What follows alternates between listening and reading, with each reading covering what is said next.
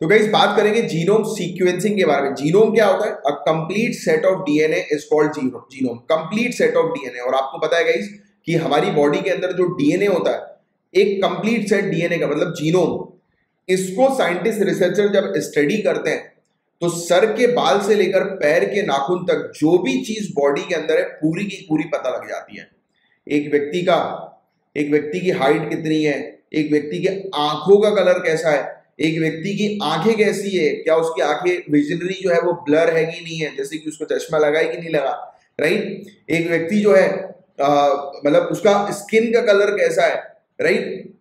हर चीज मानो, मतलब कोई ऐसी चीज नहीं है जो उसको स्टडी करके ना पता लगी हो। उसको कौन सी बीमारी, सब कुछ, उसका इम्यून सिस्टम कैसा है, सब कुछ, एवरीथिंग।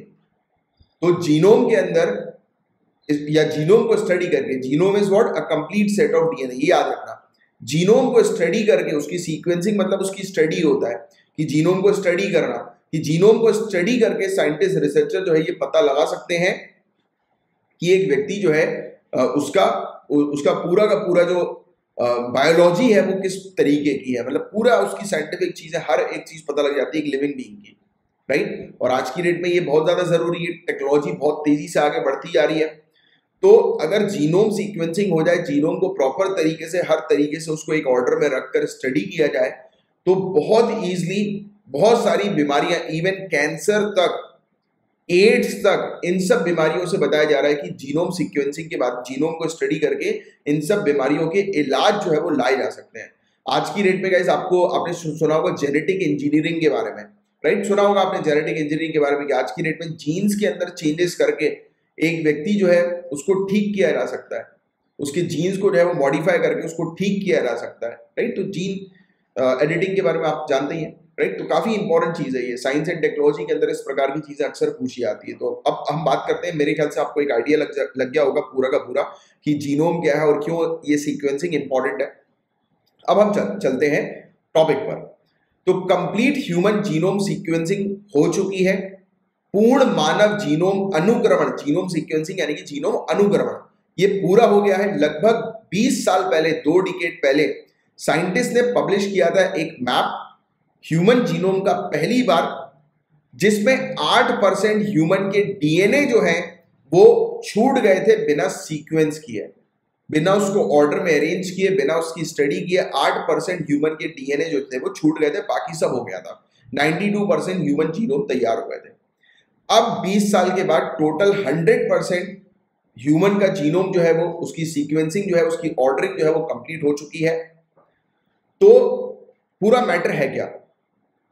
तो कंप्लीट ह्यूमन जीनोम बहुत आसान बना देगा जो भी जेनेटिक वेरिएशन होते हैं इंडिविजुअल और पॉपुलेशन के बीच में। आपको पता है इंडिया के अंदर डाइवर्सिफाइड पॉपुलेशन हमें देखने को मिलती है। देखो क्या होता है, आपको ये भी पता होगा, आप साइंस के स्टूडेंट्स, आप साइंस भी पढ़ते हैं, आपकी सिविल सर्विस में साइंस भी है। आपको पता होगा जैसे कि अगर एक व्यक्ति जो ठंडे इलाके में रहता है उसकी बॉडी ठंडी को एडॉप्ट कर लेती है, राइट। जैसे कि जो पहाड़ी क्षेत्र में जो लोग रहते हैं, किसी साउथ इंडियन को आप वहां ले जाओ, हिमालय में ले जाओ, उसकी हालत खराब हो जाएगी, राइट, हालत खराब हो जाएगी। और इवन जैसे कि हिमालय छोड़िए, जैसे कि मैं आपको अपना खुद का एक एग्जांपल देता हूँ। मैं मध्य प्रदेश पे रहता हूँ। ठंडी जब यहाँ पर होती है तो अराउंड जो है वो टेम्परेचर कई बार हम लोग को 10 डिग्री से नीचे जो है वो देखने को मिलता है फ्रीक्वेंटली, राइट। 10 डिग्री से बिलो होता है जब यहाँ पर बहुत ज्यादा ठंड हो जाती है।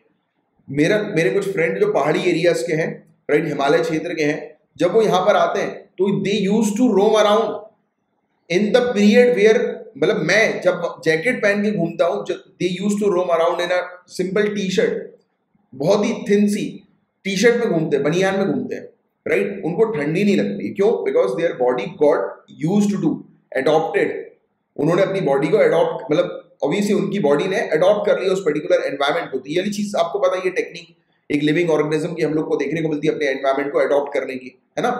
तो ये इस चीज से आप वाकिफ है। तो हमारी कंट्री में अलग अलग लोग रहते हैं, तो उनकी बॉडी ने बहुत सारी चीजें एडॉप्ट कर रखी हैं, बहुत सारे चेंजेस उनकी बॉडी के अंदर, मतलब उनके डीएनए के अंदर काफी सारे चेंजेस हैं।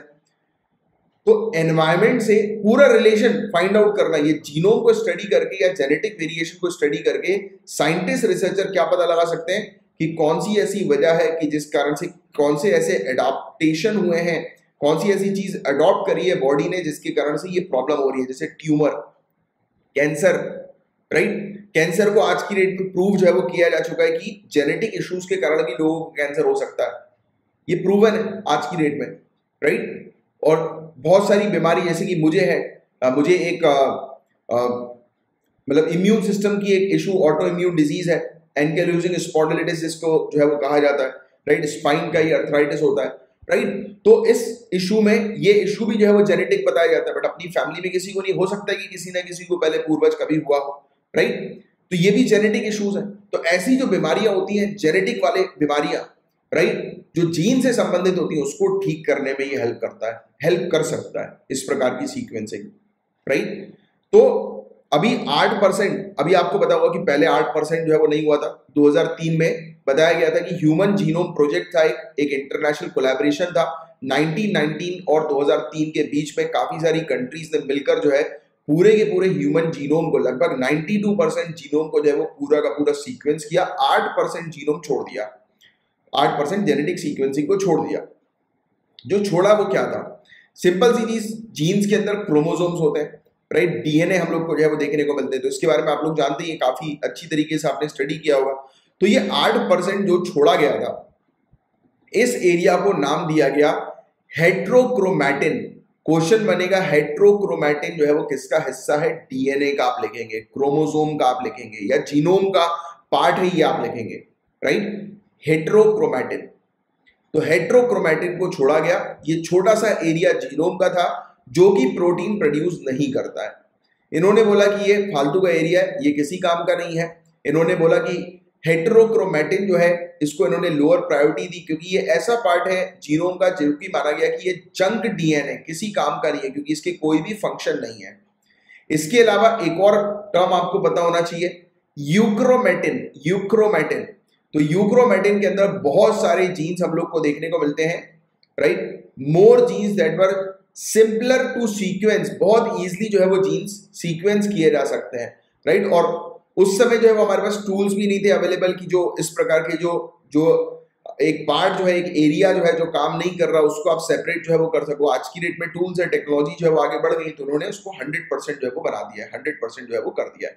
अब इसमें काम की बात जो पकड़ने वाली है वो है हेटेरोक्रोमैटिन और यूक्रोमैटिन। डायरेक्ट क्वेश्चन पूछा जाएगा कि ये किससे एसोसिएटेड है? जीनोम से एसोसिएटेड है, ये चीज आपको ध्यान में रखनी है। इसके अलावा आज की डेट में पूरी तरह से जीनोम को सीक्वेंस कर दिया गया है। ग्लोबल कोलैबोरेशन का एक प्रयास था जिसका नाम है टेलोमेरे टू टेलोमेरे। तो ये भी क्वेश्चन आ सकता है कि टेलोमेरे टू टेलोमेरे जो है प्रोजेक्ट, ये प्रोजेक्ट किससे एसोसिएटेड है? तो जीनोम को सीक्वेंस करने से एसोसिएटेड ये प्रोजेक्ट हमें देखने को मिलता है, राइट। तो एक नया मेथड जो है वो डीएनए सीक्वेंसिंग का जो है वो बनाया गया, जिसके तहत एनालाइज किया जा सके रिमेनिंग 8% जीनोम को, क्योंकि पहले मेथड्स नहीं थे। ये 8% जो एरिया छूट गया था जिसमें कोई प्रोटीन नहीं था, तो कहा जा रहा था कि इसको सेपरेट कैसे करें। आज की डेट में टेक्नोलॉजी आ गई है, नए नए इन्वेंशन, नए नए मेथड आ गए, जिसके तुम इन्होंने ये जो 8% का जो एरिया था जो छूट गया था उसको भी कवर कर लिया टेलोमेरे टू टेलोमेरे प्रोजेक्ट से, राइट। क्लियर? फिर जीनोम सीक्वेंसिंग क्या है ये आपको पता ही है कि रीड करना जीनोम को, स्टडी करना जीनोम को, जेनेटिक्स को, डीएनए को, राइट। तो ये चीज हम लोग को देखने को मिलती है। अब जिस मेथड से इसको स्टडी किया जाता है तो उसके ऊपर आधारित उसकी कॉस्ट होती है। और जीनोम सीक्वेंसिंग की आवश्यकता क्या है, तो इसके बारे में मैंने आपको ऑलरेडी बता दिया। कुछ फैक्ट ध्यान में रखो कि ह्यूमन जीनोम पहली बार 2003 में सीक्वेंस किया गया था।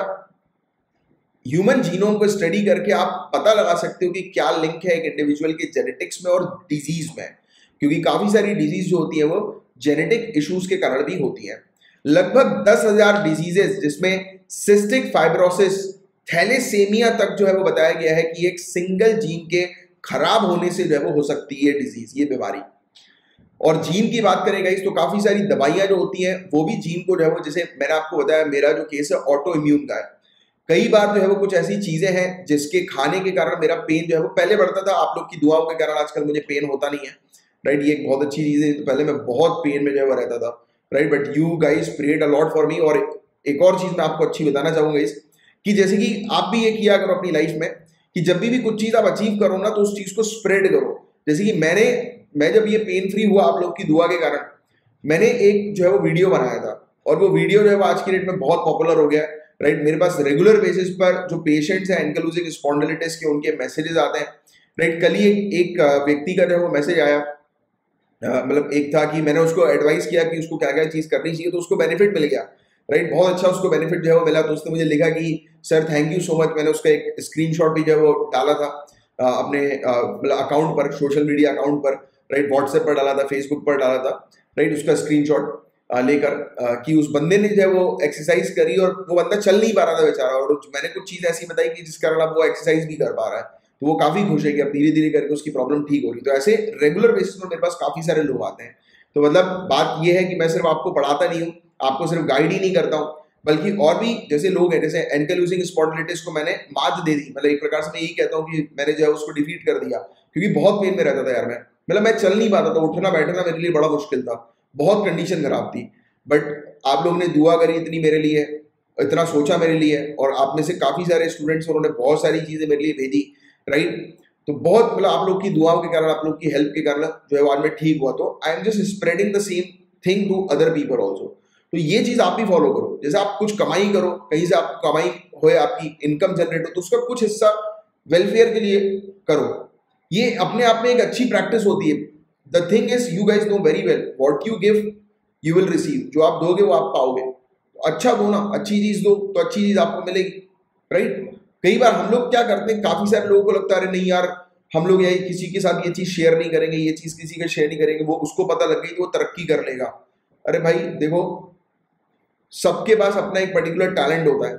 हाँ ठीक है, दैट इज फॉर श्योर कि आप अपने टाइम को वेस्ट करके दूसरी चीज मत करो। नहीं तो पता लगे बोलेंगे यार सर ने बोला वेलफेयर करने का, तो अपन अपनी पढ़ाई को छोड़कर वेलफेयर कर रहे हैं। नहीं, पहले अपने आप को सिक्योर करो, उसके बाद दूसरे को, राइट। क्योंकि ऑब्वियस ही बात है, what you have to do is कि अगर तुम्हारा घर जल रहा है तो पहले अपने घर की आग बुझाओ, फिर दूसरे के घर की आग बुझाओ, right. This should be the fundamental. पता लगे अपना घर में आग लगी हुई है, दूसरे के घर की आग बुझा रहा है, खुद के फंडामेंटल राइट्स क्लियर नहीं है, दूसरे को जो है वो अपनी दूसरी चीज पढ़ाने लगे। अपने टाइम को वेस्ट मत करो, राइट।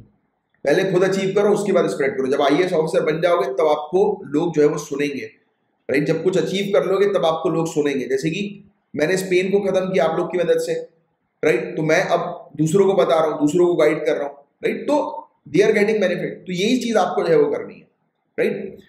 तो जीन्स की अगर हम बात करें, जीन्स जो है वो इनसेंसिटिव होते हैं। कुछ दवाइयां वगैरह हो गई, कुछ चीज खा ली किसी व्यक्ति ने, मैं आपको ऑटो इम्यून की प्रॉब्लम समझा रहा था कि कुछ एक्सटर्नल चीज के कारण भी जो जीन्स जो होते हैं वो एकदम से मतलब, या डिजीज जो होती है वो एकदम से बॉडी के अंदर एक्टिवेट हो जाती है, राइट। जैसे कैंसर भी आज की डेट में माना जाता है कि जेनेटिक्स व्यू पॉइंट से इसको देखा जाता है कि जीन्स की माल फंक्शनिंग के कारण ये ट्यूमर जो है वो डेवलप हो जाते हैं, राइट। जैसे कि बोला जाता है ना कि जो स्मोक करता है उसको कैंसर होता है। शाहरुख खान को देखो, दिन की 40-40, 50-50 सिगरेट पी जाता है, राइट। उसको हुआ क्या कैंसर? कितने सारे बॉलीवुड सेलिब्रिटीज को देखो आप, हॉलीवुड सेलिब्रिटीज को देखो, कितना ड्रिंक करते हैं, कितनी सिगरेट पीते हैं, कैंसर हो रहा है क्या इन लोगों को? नहीं हो रहा। बट फिर कैसे अपन एसोसिएट कर सकते हैं कि सिगरेट पीने से, दारू पीने से? अब देखो, इसका मतलब ये नहीं है कि मैं प्रमोट कर रहा हूँ सिगरेट पियो, दारू पियो, उससे कैंसर नहीं होगा, डेफिनेटली होगा, राइट। बट मैंने आपको क्या बोला है कि आपके जीन्स किस प्रकार से उसको रिस्पॉन्ड करते हैं वो मैटर करेगा। तो कहीं ना कहीं ये चीज आपके सामने ही एग्जाम्पल आपको मिल गया। काफी सारे लोग हैं, आपने देखा होगा, भर भर के सिगरेट पीते हैं, दारू पीते हैं, कुछ नहीं हो रहा उनको। दूसरे व्यक्ति ने 1 साल 2 साल पी, बेचारे की हालत खराब हो गई। या फिर पी भी नहीं भाई, काफी सारे लोग ऐसे भी हैं जिन्होंने सिगरेट नहीं लिया, तंबाकू नहीं लिया, दारू नहीं पी, but then too they are suffering. Why? Genetic issue, right, hence proven, right. तो ये चीज हम लोग को देखने को मिलती है। तो इंपॉर्टेंस क्या है जीन सीक्वेंसिंग का, तो ये आपको पता लग ही गया, राइट। और इंडिया में भी बहुत ज्यादा जरूरी है, क्योंकि इंडिया के अंदर डाइवर्सिफाइड पॉपुलेशन हम लोग को देखने को मिलती है। तो इट इज वेरी इंपॉर्टेंट कि हर एक रीजन के, हर एक क्षेत्र के लोगों का जेनेटिक सीक्वेंसिंग जो है वो किया जाए, राइट। तो ये चीज, और आज की डेट में तो इसकी कॉस्ट भी जो है वो काफी ज्यादा कम हो गई है, राइट। जीन को सीक्वेंस करने की जो कॉस्ट हम लोग को देखने को मिलती थी पहले, जो है वो बहुत ज्यादा होती थी। आज की डेट में जितनी कॉस्ट थी उसका सिर्फ 10% ही जो है वो रह गया, राइट। और इंडिया के प्रयास क्या है जीनोम सीक्वेंसिंग के? These points are very important. जैसे कि CSIR, centre for scientific and industrial research की अगर हम लोग बात करें, तो इन्होंने पूरे के पूरे जीनोम सीक्वेंसिंग को कोरोना वायरस की कंडक्ट किया था। फिर इंडिजन जीनोम प्रोजेक्ट है, इंडिजन इनिशिएटिव, ये CSIR का ही इनिशिएटिव है 2019 का, और ये इंप्लीमेंट किया जाता है CSIR institute of genomics and integrative biology Delhi और centre for cellular and molecular biology CSIR का CCMB हैदराबाद। तो दिल्ली और हैदराबाद में CSIR की जो 2 अलग अलग ब्रांचेस हैं वो इंडिजन इनिशिएटिव को जो है वो इम्प्लीमेंट कर रही हैं। इस इनिशिएटिव के थ्रू जो है वो हम क्या कर रहे हैं कि एक पब्लिक हेल्थ टेक्नोलॉजी एप्लीकेशन को डेवलप कर रहे हैं पॉपुलेशन जीनोम डेटा के माध्यम से, यानी कि अलग अलग क्षेत्र के जो लोग हैं उनके जीनोम्स को कलेक्ट कर रहे हैं और उसके आधार पर डिजीज से कैसे लड़ना है, राइट, तो उस पर रिसर्च जो है वो की जा रही है, राइट। तो ये चीज हम लोग को जो है वो देखने को मिल रही है। और साथ ही साथ मेजर ड्राइवर जो है वो बायोमेडिकल साइंस है। ऑब्वियसली बात है, दवाइयां वगैरह बनाना वेरियस डिजीज से रिलेटेड या डिजीज को कैसे खत्म करना, तो वो एक मेन चीज है इसके अंदर। और इंडिजन प्रोग्राम का मेन एम ये है कि पूरे के पूरे जीनोम सीक्वेंसिंग को करना थाउजेंड्स ऑफ इंडिविजुअल के, हजारों की संख्या में जो इंडिविजुअल्स हैं उनके, जो कि एथनिक ग्रुप्स, अलग अलग डाइवर्स एथनिक ग्रुप से बिलोंग करते हैं, यानी कि विविध जातीय समूह का जो प्रतिनिधित्व करने वाले भारत के अलग अलग क्षेत्र के जो हजारों की संख्या में जो लोग हैं, तो इंडिजन प्रोग्राम जो है उनके जीनोम सीक्वेंसिंग से रिलेटेड है। फिर जीनोम इंडिया भी एक है, तो गवर्नमेंट ऑफ इंडिया ने क्लियर कर दिया जीन मैपिंग प्रोजेक्ट जिसका नाम है जीनोम इंडिया, जिससे कि हम पूरी तरह से डिजीज, बीमारी जो है और ट्रेड्स जो है उसके नेचर को, उसके टाइप को जो है वो जान सके, जो कि इंडियन पॉपुलेशन के अंदर देखने को मिल सकता है। और ये जो जीनोम प्रोजेक्ट जो हम लोग को देखने को मिलता है, ये सेंटर फॉर ब्रेन रिसर्च जो बेंगलुरु के अंदर हमें देखने को मिल रहा है, इंडियन इंस्टीट्यूट ऑफ साइंस, तो वहां पर जो है वो कंडक्ट किया जा रहा है। और लगभग 20 इंस्टीट्यूशन जो है यहाँ पर ये प्रोजेक्ट जो है वो कंडक्ट किया जा रहा है, राइट, जिसमें स्टडी की जा रही है कि किस प्रकार से जेनेटिक्स जो है वो डिजीज से एसोसिएटेड है और पूरे के पूरे इंडिया की जो पॉपुलेशन है उनका डेटा, जेनेटिक्स डेटा या जीनोम के डेटा जो है उसको रखकर ये R&D रिसर्च जो है वो की जा रही है। ठीक है, तो ये था पूरा टॉपिक। उम्मीद करता हूँ बहुत अच्छे से ये टॉपिक आपको समझ में आ गया होगा, हर एक चीज क्रिस्टल क्लियर।